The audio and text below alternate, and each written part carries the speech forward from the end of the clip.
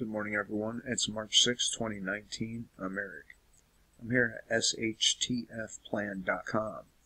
The American catastrophe. Drug, alcohol, and suicide deaths hit record levels.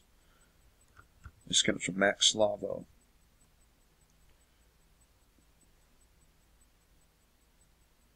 If you want to make something worse, you just get the government involved. And it doesn't matter what the situation is. It could be, well, I don't know, a domestic disturbance with the police coming and make the situation worse. Almost always. And since the United States government began tracking the cause of death in 1999, suicide, alcohol, and drug-related deaths have all skyrocketed to record levels. The new data from the Center for Disease Control and Prevention show that Americans are dying younger as life expectancy continues to drop. Feelings of hopelessness and despair are overwhelming many in the U.S., so much so that people are turning to alcohol, drugs, and suicide to numb their pain of their lives. Government enslavement and the stranglehold on the economy are making life even more difficult on those already struggling to get by. And this is seen in the new death numbers released. If America is such a happy place, then why is the suicide rate up 34% since the year 2000? The national rate for deaths from alcohol, drugs, and suicide rose from 43.9 to 46.6 deaths per 100,000 people in 2017.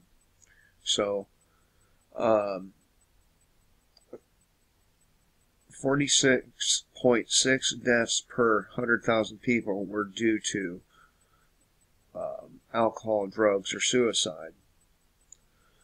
And that's a 6% increase. The Trust for America's Health and Well-Being Trust reported Tuesday that was a slower increase than in previous 2 years, but was greater than the 4% average annual increase since the 1990 reported USA Today, 1999. So we've had an average increase of greater than 4% in suicide, drug, and alcohol deaths since 1999. Perhaps the most disturbing is that the deaths from suicides rose from 13.9 to 14.5 per 100,000, which amounted to a 4% increase. That was double the average annual pace over the previous decade. Psychologist Benjamin Miller, Chief Strategy Officer of the Well-Being Trust, says broader efforts are needed to address the underlying causes of alcohol and drug use and suicide. It's almost a joke how simple we're trying to make these issues, he says. We're not changing direction, and it's getting worse. And these are generally called deaths of despair. Deaths of despair.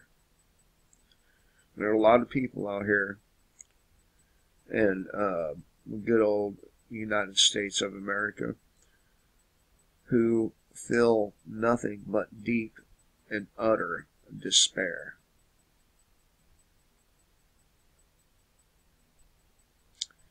Why is this, though? According to these people, the author of this article, and I don't disagree with them, It's because people have no more control over their lives. The government controls every aspect of everyone's lives, and social media helps to compound the issue by often making people feel like they don't have enough or can't keep up with the Joneses. Human beings need to and deserve to be free. It's a basic human right. Once that right and free will are taken away, there's not much left for anyone to live for. Unfortunately, this isn't going to be a popular vein of thought, but it needs to be said, and problems caused by government control cannot be fixed by more government control. Government makes everything worse. Everything. There's a suicide crisis. Government gets involved. The suicide rates will increase.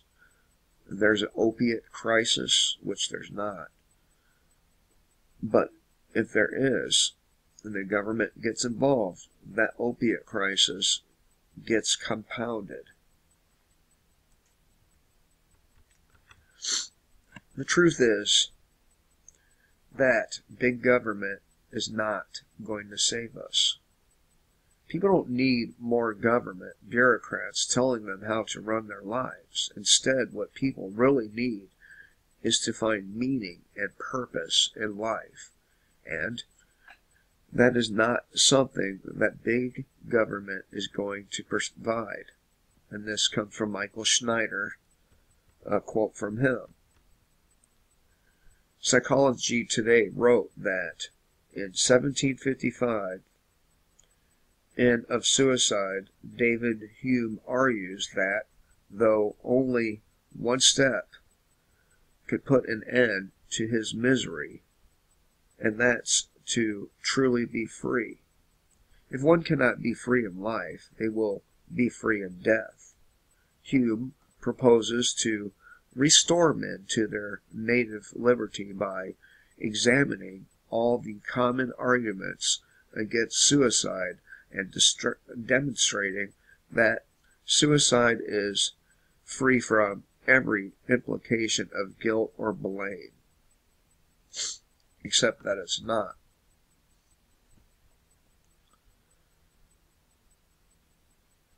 Loss of control over one's life, such as forced sexual abuse, appears to be a common cause, even in the article written by USA Today. However, Miller admits that while overdose antidotes and treatment for opiate use disorder are definitely needed in today's world, he says it's not going to fix the underlying problem that led people to end their lives, whether or not it's intentional.